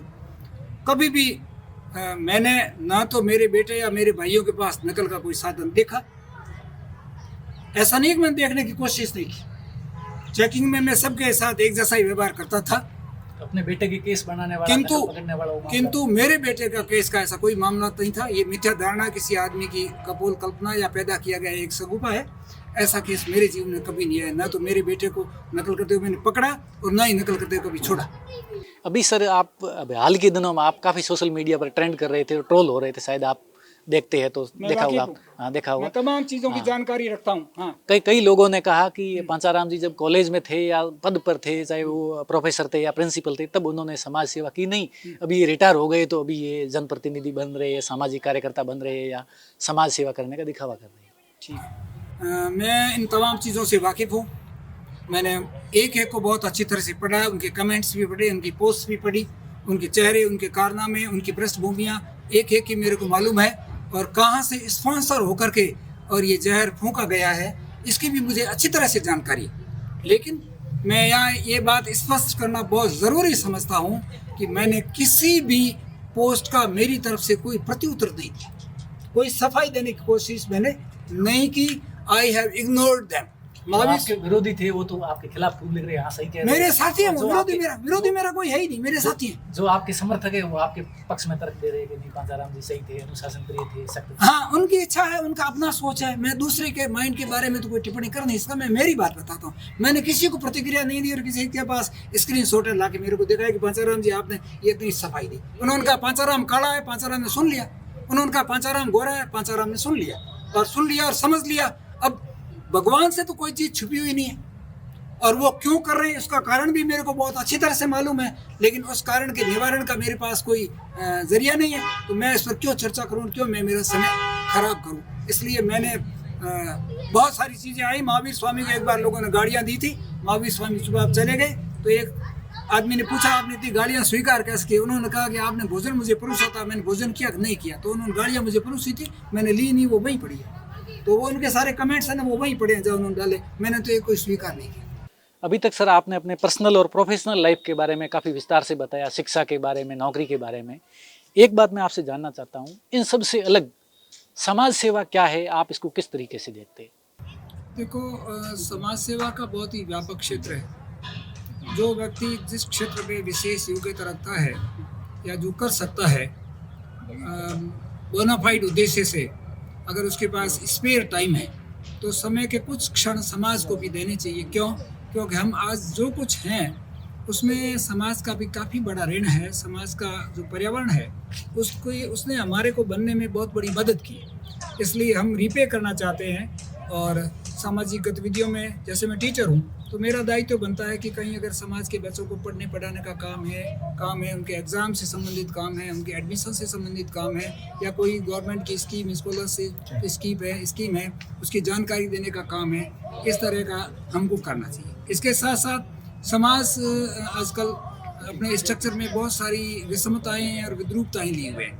तो पढ़ा लिखा और बुद्धिजीवी आदमी होने के नाते अगर लगता है हमको कि ये समाज के जो रीतियाँ हैं वो कुरीतियों में शुमार हो गई है, आज ये आउट ऑफ डेट हो गई है, इनकी समाज में पालन करना, जैसे बाल विवाह है, मृत्यु बोझ है, या नशे की प्रवृत्ति है, या युवक जो है आधुनिकता के चक्कर में, डेमोन्स्ट्रेशन इफेक्ट के चक्कर में, ज़्यादा मोड़ देखने के चक्कर में ट्रैक छोड़ रहे हैं, निराशाएँ बढ़ रही है युवाओं में, और कुछ सुसाइड के या आत्महत्याओं के केस भी रिपोर्ट किए जा रहे हैं। उन तमाम स्थितियों में जो समाज का मध्यम वर्ग का समझदार आदमी है उसका दायित्व बनता है कि समाज को थोड़ा मार्गदर्शन दे, कुछ इंस्पिरेशंस दे, कुछ पॉजिटिविटी उनसे शेयर करे, ताकि समाज का एक तबका जो गलत दिशा में जा रहा है उसको सही दिशा में मोड़ा जा सके। निश्चित रूप से इतिहास इस बात का गवाह है। चाहे कन्फ्यूशियस को आप ले लीजिए, चाहे मार्टिन लूथर किंग को ले लीजिए, चाहे महात्मा गांधी को ले लीजिए, चाहे ज्योतिबा फुले को ले लीजिए, चाहे आप बी आर अम्बेडकर को ले लीजिए, ये बहुत बड़े नाम है। मैं तुलना की बात नहीं कर रहा। जब इन्होंने समाज में अच्छा करने की कोशिश की है, समाज के बहुत बड़े तबके ने इनका विरोध किया। चाइना में पहली बार जब रेल की लाइन, इतिहास में पढ़ा है, रेल की लाइन बिछी थी तो चाइना के लोगों ने उसको उखाड़ करके फेंक दिया कि रेल के जरिए दूसरे लोग हमारे यहाँ आ जाएंगे, हम अपवित्र हो जाएंगे। तो ये उस समय की मान्यताएं थी। आज टाइम चेंज हो चुका है, इसलिए बदलते समय के साथ अब कई प्रकार की जनरेशन्स एक साथ जी रही है। हम बेबी बूमर्स इस जनरेशन के लोग हैं, हमारे से पहले वाले साइलेंट जनरेशन के लोग थे, फिर जनरेशन एक्स आई, जनरेशन वाई आई, जनरेशन जेड आई, और फिर अल्फा और बीटा भी चालू हो गई है 26 में, ठीक है ना। और फिर जनरेशन जी तो एक अलग ही, जिसने नेपाल में, बांग्लादेश में कई सारे राजनीतिक उथल पुथल बदलाव कर दिए, जो रिवोल्यूशनरी थॉट्स के लोग हैं। तो इन परिस्थितियों को समझते हुए जो लोग नहीं समझ पा रहे हैं उनको समझाइश के जरिए, रचनात्मक कार्यों के जरिए, रचनात्मक बातों के जरिए समझा करके समाज को अच्छी दिशा देना मैं समाज सेवा का क्षेत्र मानता हूँ। और व्यक्ति के पास जैसे जैसे समय होता है, समय के अनुसार उस क्षेत्र में उसको योगदान करना चाहिए।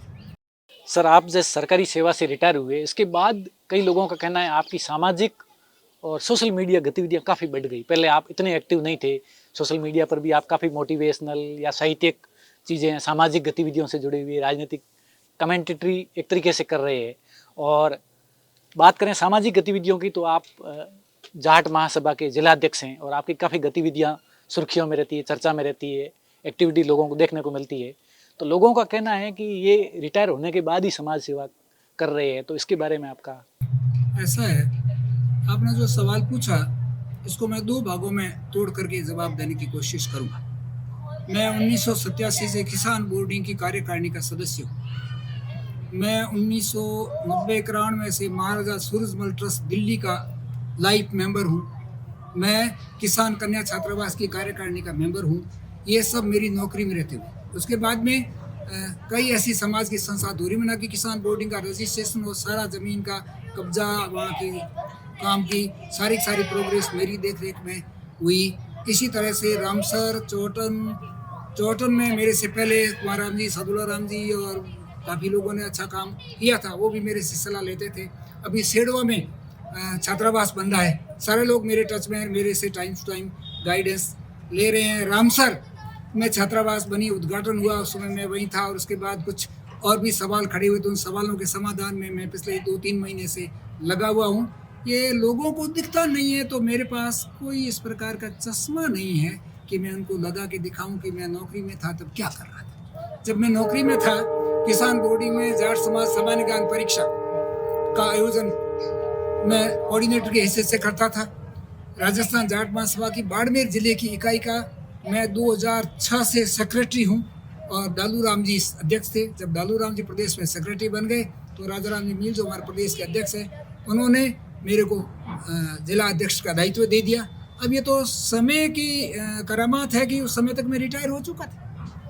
रही बात सोशल मीडिया पर एक्टिव होने की, हाँ ये बात सही है, मैं फेसबुक पर रिटायरमेंट के बाद में, चूँकि मेरे पास में समय ज़्यादा रहता है, मैं पढ़ने लिखने वाला आदमी हूँ। मैं राजस्थानी में भी काफ़ी अच्छा पढ़ता लिखता हूँ, लोक संस्कृति की जानकारी रखता हूँ, अंग्रेजी की भी जानकारी रखता हूँ, अर्थशास्त्र का तो मैं विद्यार्थी हूँ और डॉक्टर आयदान सिंह भाटी के साथ लंबे समय तक मेरा साहचर्य एसोसिएशन रहा। उस वजह से हिंदी में भी मेरी काफ़ी अच्छी रुचि है। मैं अंग्रेजी अच्छी लिख सकता हूँ, उतनी अच्छी हिंदी भी लिख सकता हूँ। तो जो मैं ये सोचता हूँ कि जो विधाएँ, जो कौशल, जो ज्ञान की शाखाएँ मैं जानता हूँ, शरीर नश्वर है, मैन इज़ मोर्टल, कोई भी यहाँ इस दुनिया में स्थायी रूप से रहने के लिए नहीं आया है।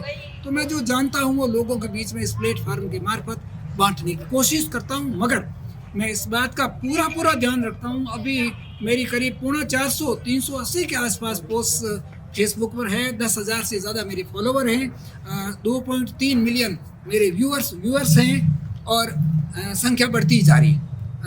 मेरा चैनल पिछले 4 महीने से मोनेटाइज भी हो चुका है, लेकिन मैं जो लिखता हूँ एक चीज़ का ध्यान रखता हूँ, कोई बिलो स्टैंडर्ड पोस्ट, कोई फेक पोस्ट या कोई फॉल्स पोस्ट मैं नहीं डालता हूँ। हाँ, हो सकता है दर्शकों और पाठकों की रुचियाँ अलग अलग है, कोई श्रृंगार रस सुनना पसंद करता है, कोई वीर रस सुनना पसंद करता है, कोई भक्ति रस को पसंद करता है, तो कोई जो है हास्य और विनोद को पसंद करता है। तो उपभोक्ता राजा होता है। तो अभी तक हम बात कर रहे थे तो थोड़ा अंधेरा हो गया था बात करते, काफ़ी बात लंबी हो गई, तो अभी लाइटिंग की प्रॉपर व्यवस्था हो गई है। तो सर से मेरा अगला सवाल यही है कि आपकी सामाजिक गतिविधियाँ काफ़ी बढ़ गई है और लोग अनुमान लगा रहे हैं कि आप आने वाले समय में राजनीति में सक्रिय हो सकते हैं। तो आप राजनीति को किस तरीके से देखते हैं और क्या आप अपना भविष्य राजनीति में देख रहे हैं? आपने वो सवाल किया है जिसमें मेरी रुचि बहुत कम रही है। निश्चित रूप से राजनीति कोई ज़माने में इस तरह की और नैतिकता वाली चीज़ होती थी, उसमें नीतिगत चीज़ें होती थी। आजकल जिस तरह की राजनीति की जा रही है वो निश्चित रूप से मेरे व्यक्तित्व और मेरे सिद्धांतों के कहीं नज़दीक ही नहीं हटती है। दूसरी बात, यदि मेरा कोई राजनीतिक मंतव्य होता तो मैं मई 2021 में राजकीय सेवा से सेवानिवृत्त हो गया और 5 वर्ष की अवधि को मैं ऐसे ही थोड़ी ही जाने देता। मैं अर्थशास्त्र का विद्यार्थी हूँ, मैं गणित का विद्यार्थी हूँ और निश्चित रूप से एक एक पल जो ज़िंदगी का है बहुत महत्वपूर्ण है। रही बात राजनीति की, राजनीति में अवसर आते हैं और सही समय पर अगर अवसर की पहचान आदमी कर लेता है तो राजनीति में बहुत ऊंचे मुकाम तक चला जाता है। और अगर अवसर को नहीं पहचान पाता है तो उसके बाद में वो कहीं कभी नहीं रह पाता है। दूसरी चीज़, आज की राजनीति की अगर मैं बहुत ज़्यादा व्याख्या विश्लेषण नहीं करता, लेकिन अगर हम देखें तो आज राजनीति में क्या है, राजनीति में या तो होते हैं सौदे या होते हैं राजनीति में धोखे। दो के अलावा तीसरा कभी कहीं भी नहीं होता है। जैसे राजस्थान में परशुराम मुदेरणा कांग्रेस के प्रदेश अध्यक्ष थे और कांग्रेस के घोषणा पत्र की कॉपी मेरे पास पड़ी है। उसके मुख्य पृष्ठ पर परशुराम मुदेरणा का फोटो लगा करके चुनाव लड़ा गया और जब परिणाम आ गया मतगणना के बाद तो परशुराम जी को जो है मुख्यमंत्री की कुर्सी तक नहीं पहुंचने दिया गया और मुख्यमंत्री दूसरा ही व्यक्ति बना जिसके बारे में चुनाव के दौरान कोई जिक्र नहीं था और परशुराम जी इतने सीनियर लीडर होने के बाद भी रह गए। इसी तरह से 1971 में श्रीमती इंदिरा गांधी कांग्रेस में बहुत पावरफुल थी, प्रधानमंत्री थी और रामनिवास जी मिर्जा को राजस्थान में मुख्यमंत्री बनाने के लिए उन्होंने प्रपोज करके भेजा था। चुनाव हुए, इंटरनल वोटिंग हुई पार्टी के एमएलएज में और रामनिवास जी मिर्जा एक वोट से हार गए और दूसरा व्यक्ति मुख्यमंत्री बन गया। तो इस सब का से चुनाव को और राजनीति की चीज़ें बहुत गहरी है और हमारा तो राजनीति में अभी तक मेरी पूरी फैमिली में देखूं तो पोल डे पर वोट देने के अलावा हमने राजनीति पर किसी भी पद पर चुनाव नहीं लड़ा। लोग ये कयास लगाते हैं कि पांचाराम अपना राजनीतिक भविष्य कहीं ढूंढ रहा है, तो ये अपने लोगों की मान्यताएं। और अगर बहुत सारे लोगों का मन ये है कि पांचाराम को तो राजनीति में आना ही चाहिए, आएगा या ले आएंगे लोग, तो लोकतंत्र में जनता है, जनता के सामने एक व्यक्ति कुछ भी नहीं कर सकता, ना तो वो आ सकता ना आने से रुक सकता है। ये तो जनता का समुद्र है, जनता का उभार जिधर होगा वो उधर राजनीति की गाड़ी चल पाएगी। लेकिन मैं अब तक मेरा जो मनसा है, कार्य करने का तरीका है वो ये है कि मैं एजुकेशन में एक्सीलेंस और क्वालिटी की तरफ ज़्यादा ध्यान देना चाहता हूँ। समाज सुधार और समाज का दृष्टिकोण अच्छा हो और मानव से प्रेम करे, एक दूसरे का सहयोग करे, बंधुत्व और भाईचारा बढ़े, थार की अपड़ायत जैसा कि कई बार नेता अपने भाषणों में कहते हैं, उसको और समृद्ध करें और मजबूत करें और हमारा जो शेष जीवन है एक अच्छे इंसान के रूप में जी करके उसका आनंद लें। मैं यही चाहता हूँ कि जहाँ भी मैं जाकर के बात करूँ या हम जाकर के बात करें, अगला आदमी चेहरे की मुस्कान के साथ हमें मिले, उसकी मुस्कान ही मेरा सबसे बड़ा धन है। मैं अभी तक इसी सोच के सारे आगे बढ़ा। सर, बाड़मेर की राजनीति में ऐसे कौन से नेता जो दिवंगत हो गए महापुरुष है और वर्तमान में सक्रिय नेता जिनको आप प्रेरणा स्रोत और आदर्श मानते हैं? निश्चित रूप से बहुत अच्छा सवाल आपने किया। दिवंगत नेताओं में आदरणीय वृद्धिचंद जी जैन, गंगाराम जी चौधरी साहब, मदन कौर जी, अब्दुल हादी साहब, ये ऐसे नेता थे जिन्होंने सिद्धांत की राजनीति राजस्थान में की और जिनसे हमें बहुत कुछ सीखने को मिला। मदन कौर जी 5 वर्ष तक हमारे गुड़ा मालानी से एमएलए और मिनिस्टर थी। उसमें काफ़ी नज़दीक से मैंने उनके व्यवहार को और उनकी बातों को सुना, देखा, समझा। निश्चित रूप से वो सिद्धांतों की धनी नेतृत्व करता थी। इसी तरह से अब्दुल हादी साहब बहुत ही कूटनीति और दूरदर्शिता वाले आदमी थे और वाकपटुता में उनका कोई सानी नहीं था। रही बात चौधरी गंगाराम जी साहब की, 25 वर्षों तक मैंने किसान बोर्डिंग में कार्यकारिणी के सदस्य के रूप में गंगाराम जी के साथ काम किया। कई सारी बातें मैंने उनसे सीखी। गंगाराम जी के व्यक्तित्व में अंग्रेजी उनकी अच्छी थी, इंग्लिश ड्राफ्टिंग बहुत अच्छी थी, इंडिया टुडे इंग्लिश के वो रेगुलर रीडर थे और आम आदमी से कैसे डील किया जाए ये बहुत अच्छी तरह से बखूबी जानते थे और अंदर के भाव कभी भी वो चेहरे पर नहीं आने देते थे। ब्लॉटिंग पर्सनैलिटी जिसको बोलते हैं, इतनी गहरा व्यक्तित्व उनका था और यही तो कारण रहा, आपने भी पढ़ा होगा या सुना होगा कि गंगाराम जी जिस भी दल में जिधर भी जाते थे वोटर साथ जाते थे। गंगा दल, हाँ, अकेले नहीं जाते थे। गंगा दल जिसका नाम पड़ गया, मतदाताओं के साथ स्विच ओवर करते थे और 3 बार बाड़मेर जैसे शहर में, इसमें शहर में बहुत ज़्यादा अलग अलग प्रकार के वोटर्स हैं। बाड़मेर से 3 बार वो एमएलए रहे, गुड़ा मालानी से एमएलए रहे और लास्ट में उनको किसी ने चुनौती दी कि चौटन में आके देखो, तो उन्होंने चौटन में भी जाकर के चुनाव लड़ लिया। उनको बाड़मेर की राजनीति का चाणक्य भी कहते हैं, जिन लोगों ने उनको नहीं देखा है। निश्चित रूप से प्लानिंग के मामले में और अनुमान के मामले में, गणना अनुमान के मामले में राजनीतिक क्षेत्र में गंगाराम जी बहुत आगे थे, बहुत ही धुरंधर थे और इन पर्सन भी बहुत अच्छे व्यक्ति थे। किसान कन्या छात्रावास जो बनी हुई है बलदेव नगर में, इसमें आज 500 लड़कियों के रहने की व्यवस्था है, ये उनकी सोच और उनकी प्लान का ही परिणाम है। फ्री ऑफ कॉस्ट 5 बीघा ज़मीन अलॉटमेंट कराई किसान समाज को और इतनी बड़ी बिल्डिंग बनी और इतनी बच्चियां जो है वहाँ रह करके पढ़ने की सुविधा है। किसान बोर्डिंग में भी वो जब तक रहे निश्चित रूप से अपने घर से भी ज़्यादा तरजीह देते थे।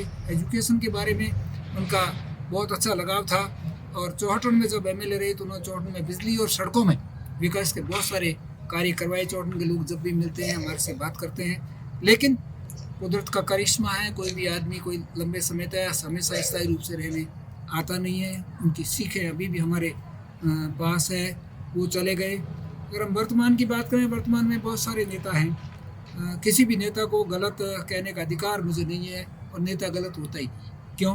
क्योंकि कूटनीति कहती है साम दाम दंड भेद किसी भी तरीके से परिणाम लाओ। राजनीति का खेल आजकल इसी तरह से चल रहा है।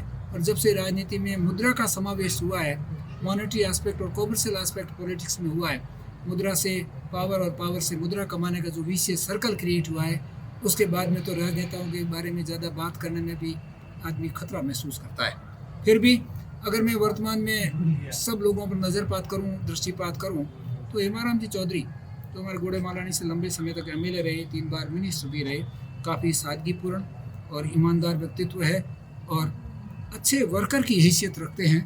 और लोगों के विकास के दृष्टिकोण से उन्होंने गोड़ा मालन में नए राजस्व गांव बनाने, सड़कें बनाने, पानी की स्कीमें बहुत पहले बना रहे, नए स्कूल्स को प्रमोट करवाने में बहुत अच्छा रोल प्ले किया। और पिछले कार्यकाल में मैंने हेमाराम जी से देखा, मंत्री भी बन गए कुछ समय के बाद में वो, किंतु उन्होंने किसी के प्रति भी प्रतिक्रिया या प्रतिशोध दर्शाते हुए किसी लोक सेवक का स्थानांतरण करवाना या किसी को टॉर्चर करने जैसा काम नहीं किया। ये उनकी संतुलित सोच का परिणाम है और निश्चित रूप से आज की तारीख में भी हमारे प्रेरणा के स्रोत है। गंगाराम जी भी 7 बार लगभग शायद मेरे ख्याल में एमएलए रहे और बहुत लंबे समय तक उनको राजनीति के चाणक्य कहते हैं। और हेमाराम जी भी बहुत लंबे समय तक एमएलए रहे, गोड़ा मालानी के दोनों राजस्व मंत्री रहे। तो इन दोनों नेताओं का तुलनात्मक रूप से यदि विश्लेषण किया जाए तो आप क्या क्या इनमें पाते हैं? देखो, ये सवाल व्यक्तिगत सवाल है। हर व्यक्ति का हर व्यक्ति के प्रति दृष्टिकोण और जुड़ाव, क्योंकि ये दोनों आपस में अच्छे मित्र भी रहे, आमने सामने चुनाव भी लड़ा, अलग अलग होता है। हेमाराम जी ने 1980 में जब चुनाव गंगाराम जी के सामने गोड़ा मालानी से लड़ा था, तो हेमाराम जी अपने आप को बहुत ही कम आंक रहे थे और गंगाराम जी उस समय स्थापित राजनीति के धुरंधर खिलाड़ी थे। एक बार हेमाराम जी अपनी टिकट वापस परशुराम जी के पास लेके जोधपुर भी गए कि मुझे चुनाव नहीं लड़ना है गंगाराम जी के सामने, लेकिन जनता का मन था, जनता का उबार था, गंगाराम जी हार गए, हेमाराम जी जीत गए। उसके बाद में दोनों अपने अपने हिसाब से राजनीतिक गोटियाँ खेलते रहे। फिर हेमाराम जी ने एक चेंज गेम खेला, बाड़मेर से गंगाराम जी के सामने चुनाव लड़ा, गंगाराम जी जीत गए, हेमाराम जी हार गए। और उसके बाद में मैंने कभी भी उन दोनों के बीच में दो राय नहीं देखी। मैं उनके साथ कार्यकारिणी की मीटिंग में भी कई बार उपस्थित रहा, समाज के फंक्शंस में भी हम काम करते रहते हैं। दोनों ने एक दूसरे को समझ दिया और उसके बाद उनका कोऑपरेशन और कोऑर्डिनेशन जो था समाज के दृष्टिकोण से बहुत अच्छा था। चाहे पार्टियाँ भलाई उनकी दोनों की अलग रहे, हमारे समाज के लिए दोनों ही आदरणीय हैं, दोनों ही वंदनीय है। और जब हम क्वालिटी की बात करते हैं, विशेषण की बात करते हैं, विशेषता और गुणों की बात करते हैं, तो गुणों का माप तोल अभी तक कोई किसी पैरामीटर के पास बना नहीं है। यदि हमारे लिए दोनों ही आदरणीय है, चूँकि गंगाराम जी पहले से राजनीति में स्थापित थे, वाई में भी वृद्ध थे और हेमाराम जी उनसे जूनियर थे, तो निश्चित रूप से हमारी श्रद्धाएं गंगाराम जी में अधिक रही होगी, लेकिन दोनों ही अच्छे नेता। अभी बाड़मेर की विधायक है डॉक्टर प्रियंका चौधरी, जो कि गंगाराम जी की पोती भी है। गंगाराम जी को आपने बहुत करीब से देखा और प्रियंका जी का भी राजनीति शुरुआत से आप देखते रहे हैं, तो अभी उनका जो कार्यकाल है, उनका राजनीति करने की स्टाइल है, वो आपको कैसी लगती है? उनके बारे में आपका क्या कहना है? निश्चित रूप से ये भी काफ़ी क्रिटिकल सवाल है। उस व्यक्ति से आपने सवाल किया है जिसके जहन्नुम में राजनीति का कोई अंश नहीं है, जो समाज के मंच पर काम करके अपने आप को आत्मसंतोष समझता है, शिक्षा के क्षेत्र में काम करके आत्मसंतोष समझता है। और निश्चित रूप से किसी भी व्यक्ति के बारे में हम टीका टिप्पणी करते हैं तो कोई न कोई उसकी क्रिया प्रतिक्रिया, उस तक मैसेजेस भी पहुँचते हैं। रामदान जी की पड़पोती है, गंगाराम जी की पोत्री है, स्थापित विरासत उसको मिली है। एक बार वह चुनाव हार गई, एक बार उसका टिकट कट गया, कर्नल साहब ने चुनाव लड़ लिया। इस बार भी जिस पार्टी से वो ताल्लुकात रखती थी, पार्टी ने उसको टिकट नहीं दिया और उसने निर्दलीय चुनाव लड़ने का मन बनाया। गंगाराम जी की विरासत, रामदान जी की कर्मस्थली और रामदान जी की विरासत प्लस 36 कौम 18 वर्ण की सहानुभूति की लहर के सहयोग से वो बाड़मेर से निर्दलीय एमएलए बन गई। निर्दलीय बनने के बाद पार्टी ने एक बार उसको निष्कासित भी किया पार्टी से, रिकॉर्ड में आपने भी देखा होगा, समाचारों में पढ़ा होगा। किंतु आज तक वो यही महसूस करा रही है कि मैं बीजेपी से ही, बीजेपी के मंत्रियों, बीजेपी के एमएलएज और विधानसभा में भी बीजेपी से अलग भाव वो कभी भी नहीं रखती है। काफ़ी सक्रिय है, लोगों से मिलना जुलना, सामाजिक समारोहों में और सभाओं के आम मंचों पर उसकी मोबिलिटी काफ़ी अच्छी है। और विधानसभा में भी मैंने उसके 2-4 भाषण सुने हैं, तो काफ़ी रेलिवेंट बोलती है, अच्छी पढ़ी लिखी है और संभ्रांत, सुसंस्कारी और सभ्य परिवार से आती है। पिताजी उसके डॉक्टर हैं, इसलिए वो लैंग्वेज सेंस के मामले में भी काफ़ी अच्छा भाषण देती है, काफ़ी अच्छा बोलती है और सभी वर्गों और सभी लोगों के साथ मेल जोल बढ़ा करके और अपने राजनीतिक भविष्य को मजबूत करने के लिए मुझे प्रयासरत लगती है। अब रही बात, जो उनके विरोधी हैं वो तो उनकी आलोचना करेंगे, किसी न किसी मुद्दे को उजागर करके उठा करके आलोचना करेंगे, लेकिन वह अपना तजुर्बा और अपना एजुकेशन और अपना उम्र जितना है उसके अनुसार मुझे तो लगता है बाड़मेर विधानसभा में अच्छे प्रयास कर रही है।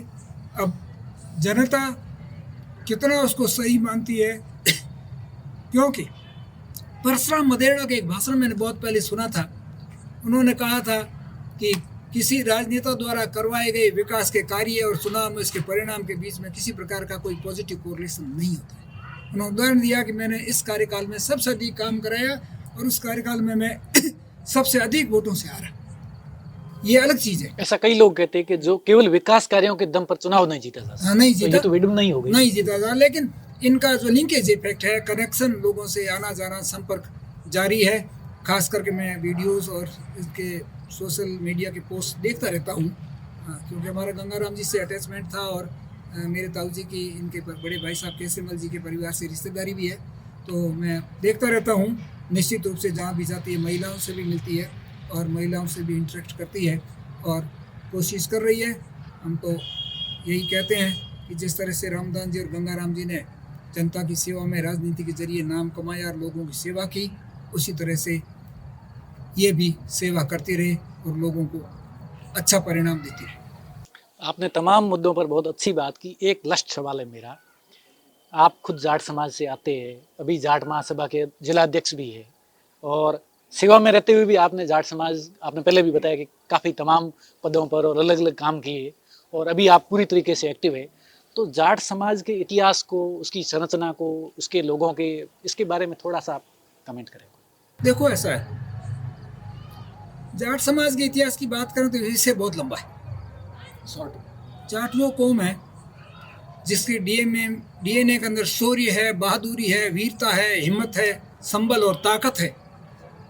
इसीलिए तो मैं अगर राजा राम गोकुला से शुरू करके बदन सिंह और महाराजा भरतपुर तक की बात करूं, किशन सिंह जी की बात करूं, महाराजा सूरजमल की बात करूं, जवाहर सिंह की बात करूं, लाल किले के दरवाजे तोड़ के डीग में ला करके रख दिए, जहांगीर का जो मयूर सिंहासन तख्त ताउस उसको दिल्ली से उठा करके ले आए और महमूद गजनवी को सिंध के जाट रामलाल खोखर ने मार दिया, राजा महेंद्र प्रताप ने हिंदुस्तान की आज़ादी की लड़ाई लड़ी, काबुल में जाके स्वतंत्र भारत की घोषणा की, दारा सिंह जी ने कुश्ती में पूरी दुनिया में रुस्तम में हिंद का नाम कमाया, धर्मेंद्र ने अपने पैरों और कंधों के डांस के जरिए सारी दुनिया को अपना फेन बना लिया, भगत सिंह का त्याग, 26 साल की उम्र में देश के लिए फांसी के तख्ते पर चढ़ गए। जाटों की कहानी अगर हम बात करते हैं तो यह बहुत लंबा इतिहास है इसका।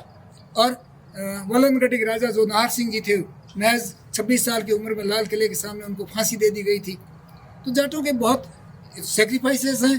अभी भी अगर मैं देखूं, ओलंपिक के मेडल्स की आप टैली देख लीजिए, पंजाब, हरियाणा और राजस्थान, इसके पीछे कारण बहुत सारे मेडल्स लिए हुए हैं। इसी तरह शहीदों की सूची आप देख लीजिए, जाटों के नाम सबसे ज़्यादा आएंगे उसके अंदर। रेसलर्स, बॉक्सिंग के अंदर आप देख लीजिए, कबड्डी के अंदर आप देख लीजिए, सब जगह जाट जहाँ भी जाता है ना अपना लोहा मना के रखता है। इसका कारण आपने पूछा ना, इसका कारण है जाटों में हनुमान बसता है। वो हनुमान जो लक्ष्मण के तीर लगने पर मूर्छाघात आ गई थी, पूरा पहाड़ उठा करके ले आया था, उसको वहाँ समझ में नहीं आया कि इसमें अमर करने वाली जड़ी बूटी कौन सी, तो पूरा का पूरा पहाड़ उठा के ले आया। हम खुद हनुमान जी से आए हुए हैं। और दूसरा हमारा आदि पुरुष शिव है, आदि पुरुष हमारा शिव है, जिसने जाट है वो शिव जी की जटाओं से, जिसने जहर भी पी लिया, औरों को खुश करने के लिए जहर भी पी लिया और गले में रोक लिया, और नीलकंठ कहलाया। अब ये अलग अलग धारणाएं, कुछ लोग कहते हैं जाट मेसोपोटामिया, ईरान, इराक, फारस और इधर मध्य एशिया से आए थे। कुछ लोगों का ये कहना है कि शिव की जटा से जाट पैदा हुआ, ये जटाते जाति स जाट है। ये तो इतिहास और अनुसंधान का विषय है। डॉक्टर धर्मचंद विद्यालंकार ने लिखा है इसके ऊपर, कालिका रंजन कानूनगो ने लिखा है, पेमाराम जी जो वनस्थली से रिटायर्ड प्रोफेसर है उन्होंने जाट इतिहास के बारे में लिखा है। इससे ठाकुर देसराज सिंह जी ने जाट इतिहास के बारे में लिखा है। लेकिन मैं तो इतिहास के बारे में यही बात कहता हूँ कि जो कौमें अपना इतिहास भूल जाती है, समय के थपेड़ों में वो कौमें खो जाया करती है। जाटों ने इतिहास लिखा नहीं, जाटों ने इतिहास लिखाया नहीं, जाटों ने इतिहास बनाया। और चूंकि लिखने वाला वर्ग उनके पास नहीं था, शिक्षा कम थी, इसलिए उनका अंकन इतिहास की पुस्तकों में, इतिहास की पुस्तकों के पृष्ठों पर कम हुआ या लगभग न के बराबर हुआ। और आने वाली पीढ़ियाँ वही मानती है जो इतिहास के पेजेस पर लिखा हुआ होता है। क्यों? क्योंकि चीज़ें समय के थपेड़ों के साथ खत्म हो जाती है। उनको आगे बढ़ाने के लिए अभिलिखित करना, रिकॉर्ड करना बहुत आवश्यक होता है। फिर भी मैं, चूँकि प्योरली जाट समाज से संबंधित ये सवाल है, इतिहास से संबंधित सवाल है, इतिहास बुद्धिमानों का पथ प्रदर्शन करता है, मूर्खों को इतिहास घसीटता है। इसलिए हमें हमारे इतिहास को पढ़ना चाहिए और पढ़ने के बाद में जो जो अच्छी चीज़ें हैं उनको ग्रहण करके अगली पीढ़ियों तक पहुंचाने की कोशिश करनी चाहिए, ताकि हम इतिहास की सीखों के जरिए आगे बढ़ सकें। इतिहास को तारीख कहते हैं, उर्दू में तारीख कहते हैं। अगर कोई छोटी सी भी गलती है तो वो आगे जाकर के हमारे लिए बहुत बड़ा नासूर बनती है। जैसे जहांगीर के दरबार में सर टॉमस रो को ईस्ट इंडिया कंपनी को भारत में व्यापार करने की अनुमति नहीं मिलती तो भारत 300 वर्षों तक अंग्रेजों को गुलाम नहीं रहता। इसलिए किसी शायर ने कहा कि वो जबर भी देखे हैं तारीख के लम्हों ने, तारीख हिस्ट्री को कहते हैं, वो जबर भी देखे हैं तारीख के लम्हों ने खता की और सदियों ने सजा पाई। इसलिए मैं तो जाट समाज से यही कहना चाहता हूँ कि आप अधिक से अधिक हमारे पूर्वजों की, हमारे महापुरुषों की हिस्ट्रीज को पढ़ें, समझें और उन्होंने जो रिकॉर्ड्स बनाए हैं उन रिकॉर्ड्स को और ऊंचा करें, ताकि आने वाले समय में जो है इतिहास के अंदर जाट जो कौम है जस्टिस, एक्शन, ट्रूथ के लिए जानी जाती थी, जस्ट एज टाइगर के लिए नहीं, वो और अच्छा कर सके। और इसके साथ साथ मैं तो ये भी कहता हूँ और चाहता हूँ कि सभी कौमें जब साथ साथ आगे बढ़ेगी तभी समावेशी विकास होगा, समावेशी प्रगति और ग्रोथ होगी। इसलिए हमारी किसी परिवार से, किसी वर्ग से कोई हम 35 और 1 की बात करने वाले लोगों में नहीं है। हमारा किसी से बैर नहीं है, हमारी किसी से दुश्मनी नहीं है, सभी मैत्री भाव से हैं और सभी समाजों के आगे बढ़ने की हम हमेशा कामना करते रहते हैं। जाट वो कौम है जिसका हाथ हमेशा ऊपर रहा है, बाकी लेने वालों का हाथ हमेशा उसके नीचे रहा है। जाट के लिए कहा भी गए, जाट समान जगत में मैंने और नहीं आवे दाय, जाट समान जगत में मैंने और नहीं आवे दाय, एक ही मांगे ईसू और वो खरी कमाई खाए। जाट चौधरी भला सिरजियो दाता भंगवा देव, जाट चौधरी भला सिरजियो दाता भंगवा देव, मन खो मांगे नहीं वो करे प्रभु की सेवा। केवल भगवान से मांगता है, जाट केवल ईश्वर से मांगता है। सच्चा जाट जो है ना वो केवल ईश्वर से मांगता है और किसी से नहीं मांगता है। 36 कोमर 18 वर्णी जाट से अपेक्षा रखते हैं और आतिथ्य सत्कार में जाट का आज तक कोई मुकाबला नहीं है। और अगर मेरी बात को तायद करना है, अकबर और किसान की वो कहानी पढ़ लेना। शिकार में गया हुआ, रास्ता भटका हुआ अकबर जब एक किसान के खेत में आता है, बाजरे की रोटी प्याज और छाछ खा करके खुश होता है और बोलता है कभी मेरे से काम पड़े तो दिल्ली आना। उस कहानी को आप पढ़ लेना, आपको मालूम हो जाएगा कि जाट क्या चीज़ है। खुद भूखा रह के दूसरों को भोजन देने वाली कौम है जाट। इसलिए आपने जाट समाज के इतिहास के बारे में बहुत अच्छा बताया, लेकिन आजकल सोशल मीडिया पर जाट समाज के युवाओं की पहचान है किसी भी मुद्दे पर बिना सोचे समझे त्वरित तीखी प्रतिक्रिया। बहुत आप जितने भी कमेंट बॉक्स देखेंगे उनमें सबसे तीखी प्रतिक्रिया जाट समाज। इस पर मेरा उत्तर है वो बड़ा खतरनाक होगा। पार्वती और शिवजी बैठे थे, शिवजी ने सभी जातियों के मूंड के बनाए, जाट का भी मूंड का बनाया। सुनी हुई बात कर रहा हूँ, इतिहास सम्मत है या नहीं है ये भी परीक्षण का विषय। सभी का मूंड का बनाया तो पार्वती तो त्रिया हट है, राज हट, बाल हट और त्रिया हट, तीसरा हट त्रिया का अर्थ का होता है। उसने कहा आपने सबके मुंह बनाया है और जाट के मुंह क्यों नहीं बनाए?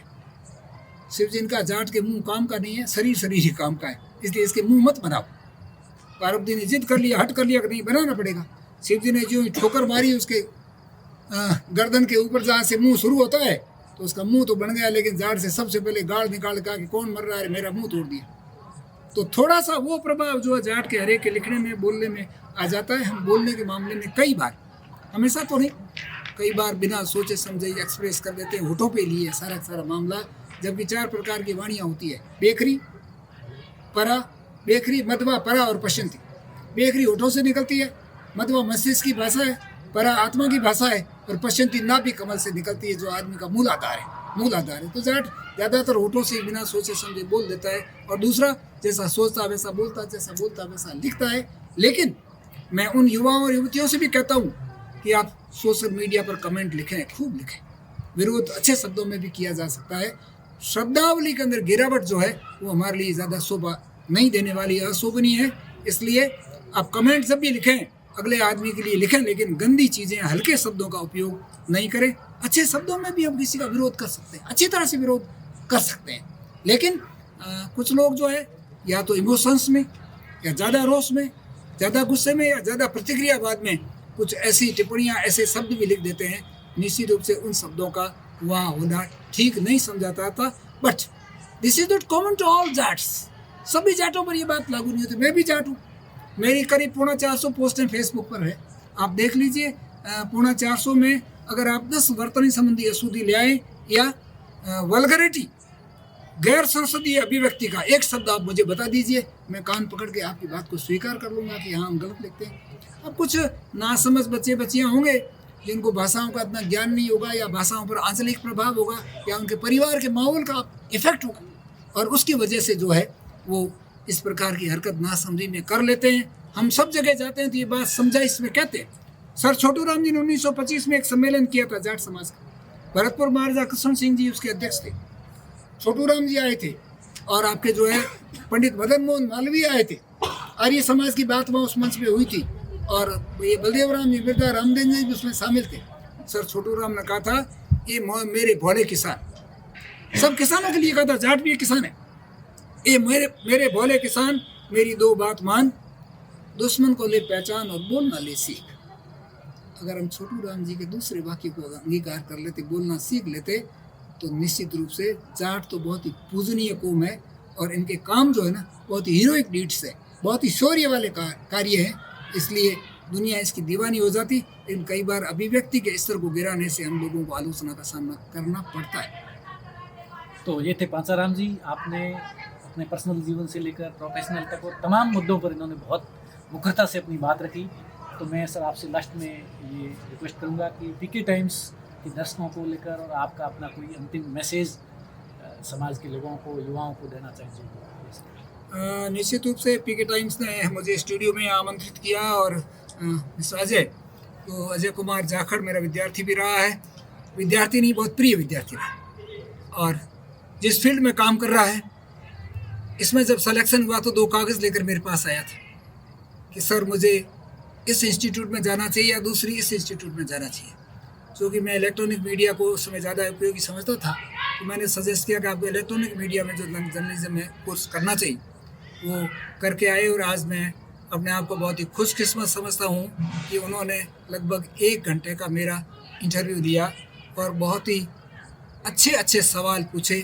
पत्रकार सामान्यतः इंटरव्यू देने वाले आदमी को कई बार उलझा देते हैं या बहुत ही ऐसी स्थिति में डाल देते हैं जो ना तो उगलती बनती ना निकलती बनती।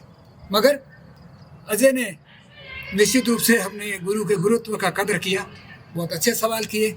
इसके साथ साथ में पीके टाइम्स के जो लोग हैं, दादू भाई, राजू भाई, और इतनी मेहनत करके रिकॉर्डिंग का काम कर रहे हैं, इनको भी मैं मेरे अंतःस्थल की अधिकतम गहराइयों से बहुत बहुत धन्यवाद देता हूँ, आभार व्यक्त करता हूँ कि आदमी चाहे कितना ही जानता हो, जब तक उसको अभिव्यक्ति का मंच नहीं मिलता और उसकी बात उसके दर्शकों, पाठकों और चाहने वालों तक नहीं पहुँचती है, तब तक जंगल में मोर नाचा किसने देखा।